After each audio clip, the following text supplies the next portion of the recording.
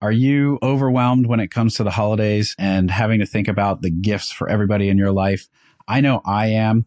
It's something I've always struggled with. I am not a gift giver and I'm not a great gift getter either. I tend to buy things throughout the year for myself when I want them. And I know a lot of other people that can buy anything they want for themselves. So it's really hard to think about what to give them that is going to be special and meaningful. If this is something that you are struggling with, or just every year you get overwhelmed by the thoughts of giving gifts, we're going to have a discussion today that's going to get into some ideas that will hopefully help you think of something that's more intentional, more meaningful, and lands with impact that represents who you are and what your personal brand is in the giving of a gift that means something to those special people in your life. I'm excited to hopefully help you guys make the best holiday gift giving experience for yourselves. I'm Brian Lipstein and your host of The Gentlemanly Things. This show isn't about how to be a gentleman, but it's about living life as one. And we explore that one conversation at a time. Let's talk about gift giving on the other side.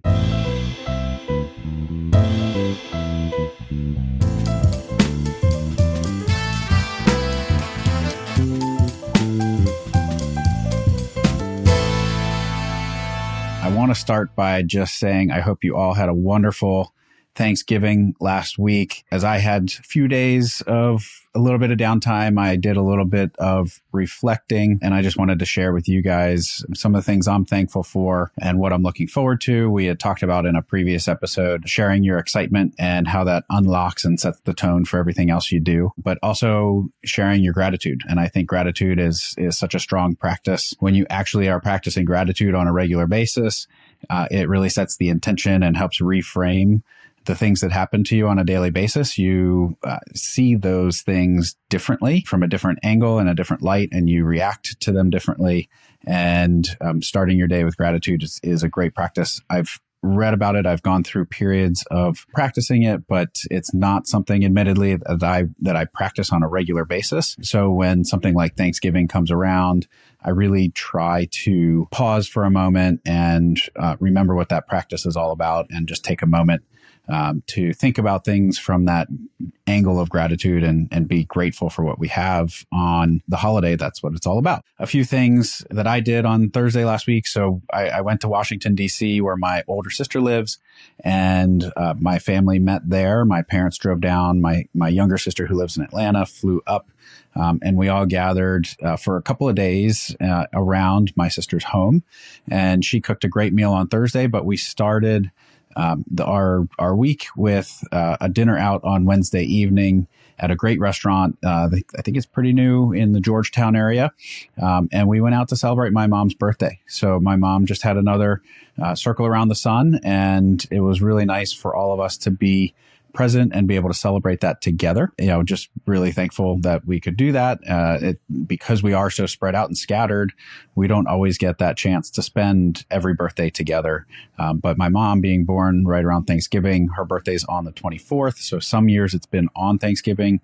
Other years it generally will fall pretty close. And this year it was the week of Thanksgiving. So we were able to, get together and do that as a family. So I'm thankful for my family. I'm thankful to still have both my parents, and thankful that as kids, my parents instilled in us a strong work ethic, and they set that tone and they led by example. So they are enjoying life. They worked hard, but they also showed us how to have a work-life balance. I think my parents say it all the time that they have 3 kids that they're extremely proud of, and I'm proud to say that I make them feel that way. So, just thankful all around for my family, and that we like each other, that we enjoy spending time with each other.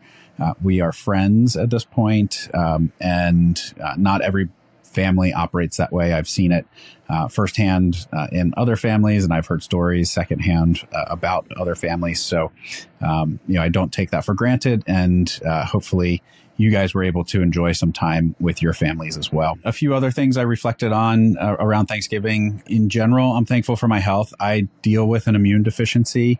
I don't know if I've talked about that before on this podcast, but I'm not going to get too into the details of it today. I'm happy to share my experience, if anybody else wants to know about it, I have an immune deficiency called common variable immune deficiency, or CVID. And a lot of people that have that don't necessarily have the health that I have otherwise. So given that I do deal with certain things, I look at it as I'm thankful that's all I'm dealing with and it's not anything worse. There are plenty of people out there fighting a much more consistent and much harder battle than I'm fighting. And it's just something that I've adapted to and learned to live with. Aside from that, otherwise, I'm healthy. I'm active. I'm able to get out of bed in the morning. I'm able to play with my dog and, go on walks and be active with everything else that I do in my life with clients and friends. I reflected on the relationships I've built with my vendors over the years. And I reached out to a couple of them on Thanksgiving and just said, thank you for the partnership and the friendship and the way we approach things. It's not your typical client vendor relationship, I would say. We've become friends. That many of them were invited to my wedding that happened earlier this year. And I don't take that for granted either, that we have strong partners that bring great results to our clients at Henry Davidsen. And part of what makes us shine is the fact that we have production facilities that are partners of ours and not just somewhere where we buy from. Very thankful for the vendor relationships we have. I'm super thankful for the team that we've built at Henry Davidsen.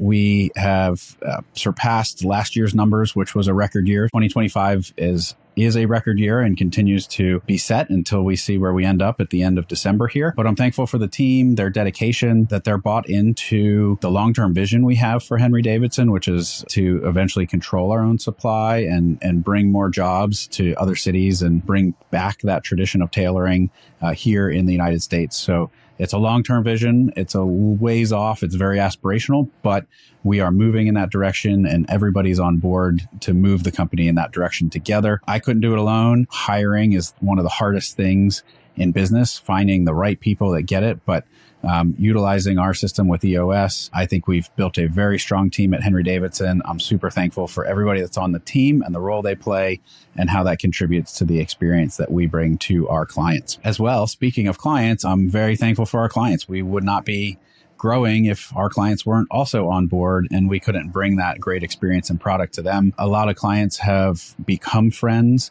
over the years, and it's not your typical walk in, anonymous buyer, anonymous seller, make a purchase, leave, like most retail stores are. But we've got to know our clients over the years. We've become friends with them. We've got to know their kids, their spouses. Again, some of the clients were at my wedding, and it's a super special relationship that I truly value, and am very thankful for the clients there.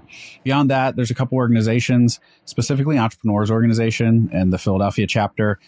I serve on our board, and I'm super thankful to have the opportunity to serve and learn amongst other entrepreneurs that have seen way greater success than I've ever seen, and amongst those that are still developing, to be able to share my experience, be able to gain some experience from the others. And along with the board service, my forum, which is a super special group of people.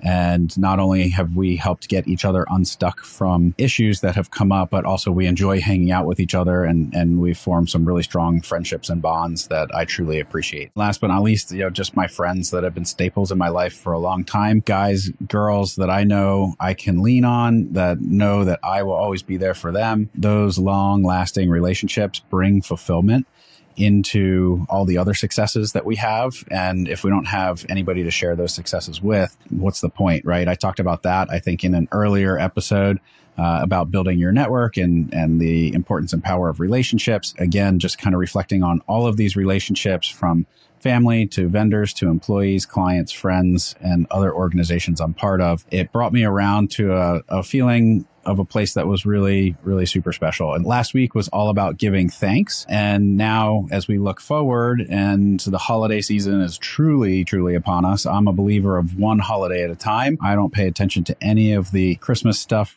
really, or holiday stuff that comes out around Halloween. I think, my opinion, and you can take it for what you want, but that's just my opinion. I think that's crazy that one day of celebration can consume 2 months of people's lives. But that's the world we live in, and you have to adapt to it. So I've adapted by tuning out the noise. I really approach one holiday at a time. And so now that Thanksgiving is past, we are here ready for the upcoming holidays of Christmas and Hanukkah and Kwanzaa. Whatever you celebrate, I hope you have a great season with it. Typically, this is the time of year that we really think about as gift giving. And so I wanted to get into a conversation with you guys about giving gifts and how to give gifts, a little bit of strategy, how to make it thoughtful, and the world we live in today with all the noise, how a gift can break through that noise and really be something that represents you as a person and, shows that you are putting a lot of thought into those relationships that are important to you that we just gave thanks for on Thanksgiving. When you think about gift giving, one of the things that I get asked a lot is, well, what do you get for the guy that has everything? And when I think about gift giving or getting a gift for myself, when I'm at the point where in my life, if I want something, I generally will go out and buy it for myself. I don't wait for Christmas. I'm thankful that I have the means to do this. And so I'm really hard to give a gift for. And then people ask me, well, what do you want? What do you want? My mom will ask me, my dad, my siblings. And what I've really come to see for myself, my preference is that I don't want necessarily a gift that somebody thinks I want. If it's a true gift, I want to make sure they understand, okay, I've carved out, this is something I want and I'll wait for it. But more importantly, I would much rather have an experience together. And to me, experiences are way greater than things. And so when I think about the advice that I would give to somebody else about how to gift, really sitting down and thinking about, okay, how would I want something given to me as I look at the profession that I'm in and the circles of influence that I am surrounded with, I really kind of thought, well, all right, let's go a little bit deeper with this. I've put together a little bit of an outline for you guys today, and we can get into some ideas. The ultimate bottom line of giving a gift is you should really understand the person who you're giving the gift to, what they appreciate, what they want, what they like, and it should be a reflection of that understanding of the relationship and the depth of the relationship to be able to express that you appreciate them and the relationship in between. Let me kind of put that into terms. When you give a gift to somebody else, it is an extension of your personal brand as well. So what you're showing somebody is your knowledge, your sophistication, your beliefs, and you're going to pick a gift that's going to align with that. And generally, when we're giving gifts to people, it's because we have a relationship with them, and the relationship is built because we trust them, we like them, and we see something in common together that we enjoy each other's company and presence. Some of the gifts I give quite a bit, I would much rather gift somebody an experience. If I'm thinking about giving a wedding gift, generally I will try to find out where they're going on their honeymoon and see, can I get them something that would be a special surprise upon arrival at their hotel, maybe a couple's massage or something that's going to give them some good treatment, as opposed to maybe just going to the registry and picking a set of glassware, which is a thing that they might need. But to me, it's not aligned with what my value is. And so I want to give them that experience that they will remember. Other experiences that you might be able to gift somebody. My wife and I are about to go on our honeymoon. So we're going through the itinerary of what we're setting for the upcoming weeks. And that's what we've asked for mainly for our wedding gifts, but also now Christmas gifts is, pick an experience that somebody wants to sponsor for our honeymoon that will be something that creates memories for us as opposed to just a thing. We're going to be going on a few wine tastings. We're going to be doing some different tours. And so I've passed the itinerary along and said, if you want to give me something, this is what we would like. But it's all based around experience. Some other experiences you could give, if you can find like a private chef's tasting somewhere, or a whiskey tasting or a wine class. If you know that somebody's into those types of elements, you might be able to find that those experiences create way more memories for the person, and sending them somewhere where they may not think to send themselves, you're able to unlock something that will create and build the bonds between you and them a little bit deeper. If you want to make that experience gift something a little bit extra special, you might pair a small physical gift along with it. For example, if you're going to gift somebody maybe a travel experience, you might consider giving them a leather-bound journal or a nice pen to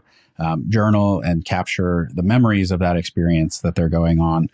Maybe you give them a camera, but nowadays we all have a camera in our phone. So it would have to be something like if they're going on safari, maybe you get them the extra lens to the digital camera that's got the telephoto so they could take pictures from really far away. Something like that, where you're combining experience with a gift that makes the experience enhanced because you've given it to them. The other thing you might consider if you are giving a physical gift is finding gifts that are either rare, exclusive, or limited edition. One of the things I participate here in Philadelphia is the Philadelphia Whiskey Society.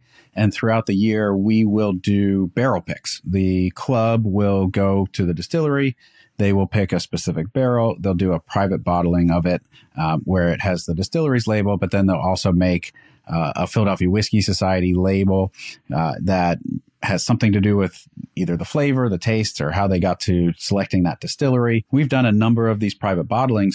When we do those bottlings, I always try to pick up maybe 4 or 5 bottles with the intention of having these exclusive gifts that nobody else could buy for themselves. Again, what do you give the guy that can get anything he wants for himself? You get him something he can't get, right? Or something that was a one-time, one-off type of make, like a barrel pick that's not available to the public. It's not sold in a state store. You get it through a connection, either with the club or through a friend. Something like that would be a great physical gift to give to somebody. So there's a lot of winemakers that make very limited amounts of wine. One of the great things about the trip to Napa that we just had was because of the relationship, I was able to get 3 bottles of a wine that only produces 500 cases. And this winery that I was able to get this bottle of wine from, or these 3 bottles of wine from, has a 13,000 person waiting list. So the average person who maybe has heard of this winery or wants to purchase it may never be able to in their lifetime. And if they know about it and I have access to it, I might carve out one of those bottles that I was able to get and give as a gift, which would be a really special and thoughtful gift to that person. Think about what access you have, what limited experiences, what one-time created items do you maybe have access to, and think about who would appreciate those that they wouldn't be able to get for themselves. Again, it has to show that you know the person. It has to show that they are appreciated.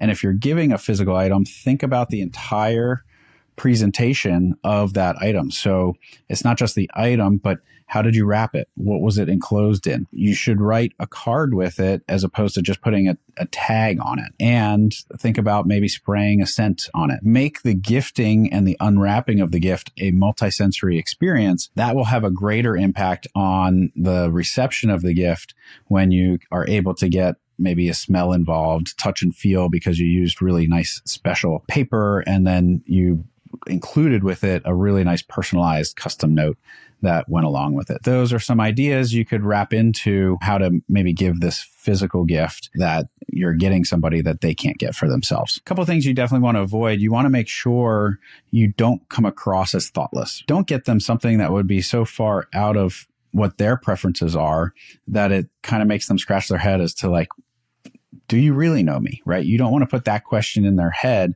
You want to make sure that they truly feel seen, they feel heard and appreciated by the gift that they're receiving. And they don't want to kind of have to think, well, where did this come from? Often that's what happens when you wait till the last minute to get a gift. The more you can think ahead, the more prepared you are. Certainly, if you are giving a last minute gift, it could be more detrimental than actually beneficial in the giving of the gift. So don't make it last minute. Don't make it thoughtless. The other thing to avoid is giving a gift that seems promotional or self-serving. The gift should not be something that has your logos on it. You see this in the corporate world quite often, where a company will give a gift as a thank you, but it's their glassware with a logo. And they think, well, yeah, I'm putting something in front of them that they find useful, but when they use it, I want them to think of me every time. And that's not really, truly a great gift. That is more of a self-serving gift, and definitely something that a more sophisticated gentleman will avoid in gift giving. The last thing I kind of talked about is just know their taste. If somebody is,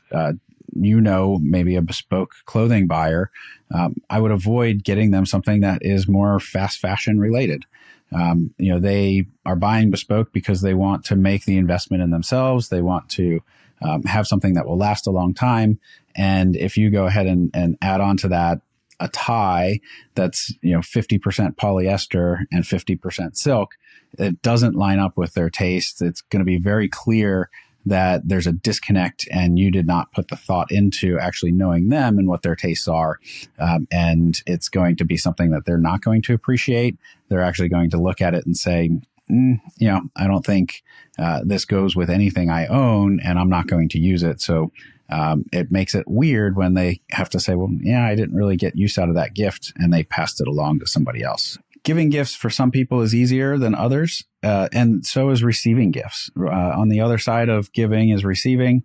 And one of the things I found fascinating that I learned years ago was this idea that there are 5 love languages. And if you're familiar with the 5 love languages, you know that gifting is one of them. Receiving gifts, giving gifts. It's a way that some people show their love and affection for other people. And it's a way that some people perceive the love and affection from other people. Gift giving is just one of the 5 love languages. The other 4 love languages that exist in this outline or concept are acts of service, touch, physical touch, quality time, and words of affirmation.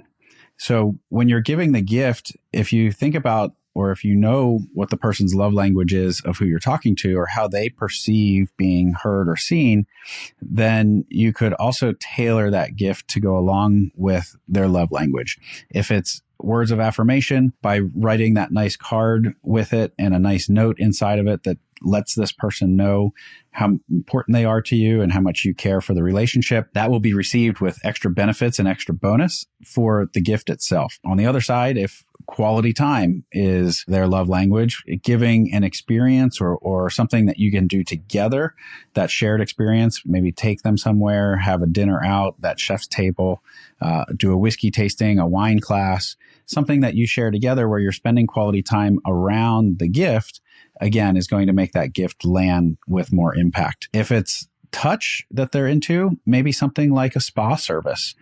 Get them a massage where they can go and relax. And lastly, the last love language is acts of service. Donating your time, maybe going to a charity and doing a day of service with the charity on their behalf, or donating some funds in their name to a charity that they care about or a cause that they care about, or maybe joining them to be able to combine acts of service and quality time together. For somebody that has everything, it is one of the hardest things to do is to get them a gift that's meaningful.